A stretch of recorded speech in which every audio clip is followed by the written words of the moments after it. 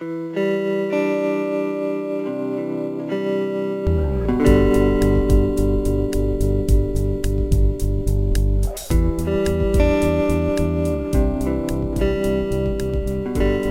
syndicat d'initiative a été créé en 1908.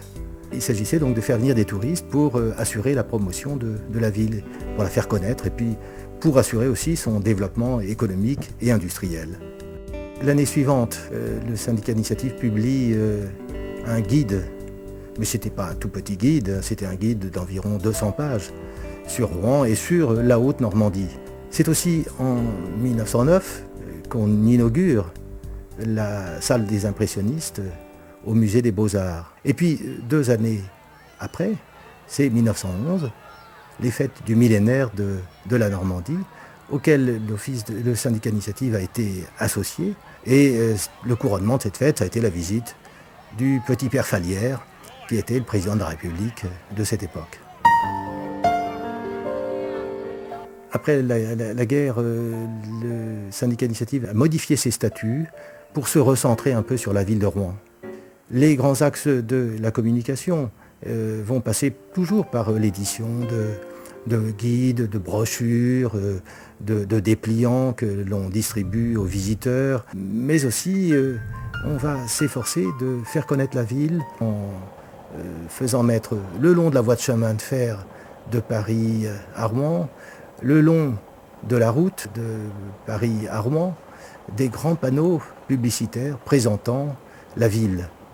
Et on s'efforçait de capter un petit peu les touristes qui allaient soit à Dieppe, soit à Deauville. Et pour bien marquer les esprits, on a utilisé à cette époque un slogan qui est devenu le logo presque officiel de la ville de Rouen, Ville-Musée. À partir de 1929, ce sont les fêtes du ventre. Et on ne se contente pas de faire de belles tables qui mettent en valeur la gastronomie rouennaise, mais on organise aussi des concours de poésie autour de la gastronomie normande. Et puis d'autres fêtes, dans un registre tout à fait différent. En 1931, les fêtes qui commémorent le 5e centenaire du supplice de Jeanne d'Arc.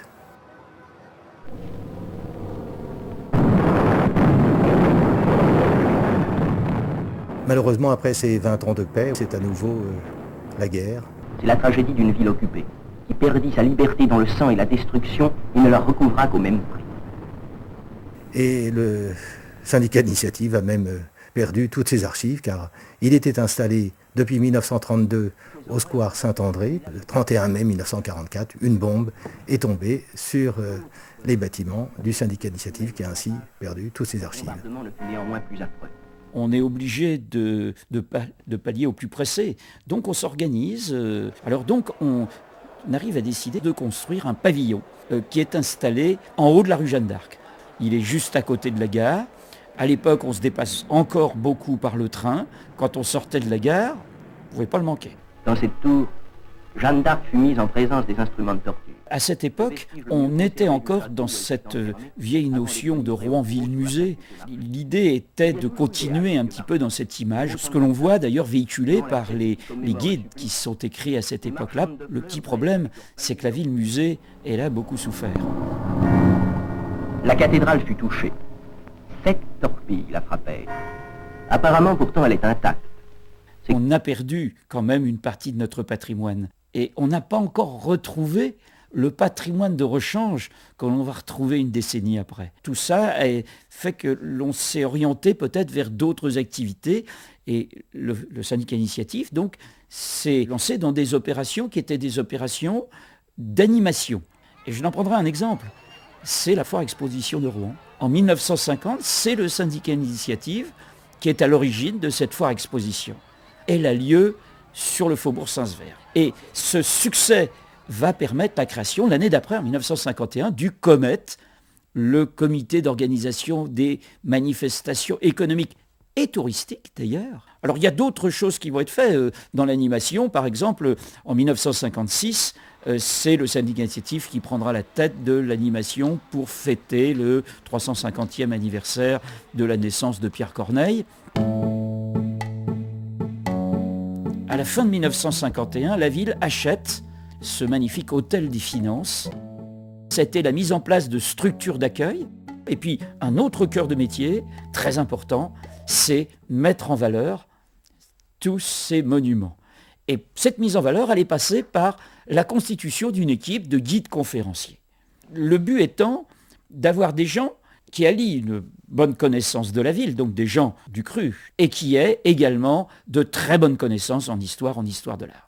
On ne peut plus se contenter maintenant de la visite, regardez à gauche vous avez une maison, puis à droite c'est une autre maison. Non, les gens maintenant ils veulent comprendre, ils veulent sentir, ils veulent savoir où ils sont, ils veulent comprendre l'âme en fin de compte. Et c'est un peu ce que nous essayons de développer. Juste après Paris.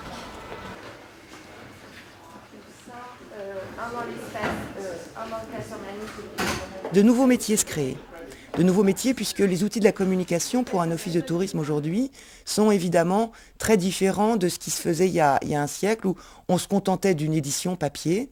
Aujourd'hui, ce n'est pas une édition papier qui existe, mais il y a par exemple 10 plans de ville en 10 langues. Et puis ce qu'on a vu apparaître aussi depuis quelques années, c'est évidemment l'Internet. Donc nouveau métier, il y a forcément un webmaster à l'office qui est là pour tenir le site à jour au quotidien.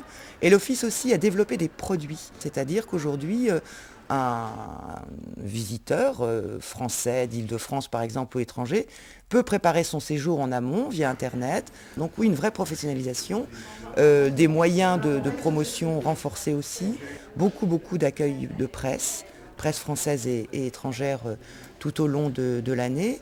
L'office aura bien sûr, puisqu'on est dans une année Armada, accompagné les 5 Armadas, puisque cette année ce sera la 5e. Avec une présence sur les quais à partir de 2003 et là encore des produits diversifiés. L'autre élément, c'est que depuis 2002, la ville de Rouen a signé la convention Ville d'Art et d'Histoire, donc au-delà même du principe d'avoir des guides conférenciers, on a une animatrice du patrimoine à Rouen qui met en place des ateliers du patrimoine à destination principalement des jeunes, des audio-guides aussi qui sont apparus. Voilà. Donc on sent bien qu'aujourd'hui, les publics étant tellement différents dans leur approche, on a vraiment besoin d'avoir une approche très marketing par segment de clientèle, selon les personnes à qui on s'adresse, en fonction de leur âge, en fonction de leur origine également et de leur culture, et de ce qu'ils viendront rechercher à Rouen. Il y avait à peu près 110 000 visiteurs accueillis en 2001 à l'Office de tourisme. Aujourd'hui, ils sont plus de 400 000. Il y a aussi les entrées sur Internet, le nombre de visiteurs par mois qui est assez impressionnant et qui montre comment l'Office, depuis sa création, depuis un siècle, a su toujours accompagner la ville dans son rayonnement. L'avenir de l'Office de tourisme de Rouen, c'est sa transformation en office de tourisme de toute l'agglomération dès cette fin 2008. Puis, en 2010, sa transformation en office de tourisme de la communauté urbaine. Donc ce changement de périmètre va nous permettre d'accroître des activités autour de Rouen qui reste le cœur patrimonial de notre région, mais ça va nous permettre également d'ouvrir sur la Seine, avec un développement autour de la Seine, sur les forêts et sur des activités de loisirs. Deuxième axe, c'est une politique de congrès qui sera donc développée à partir de nos possibilités hôtelières. Voilà un grand programme permis par ce changement d'échelle.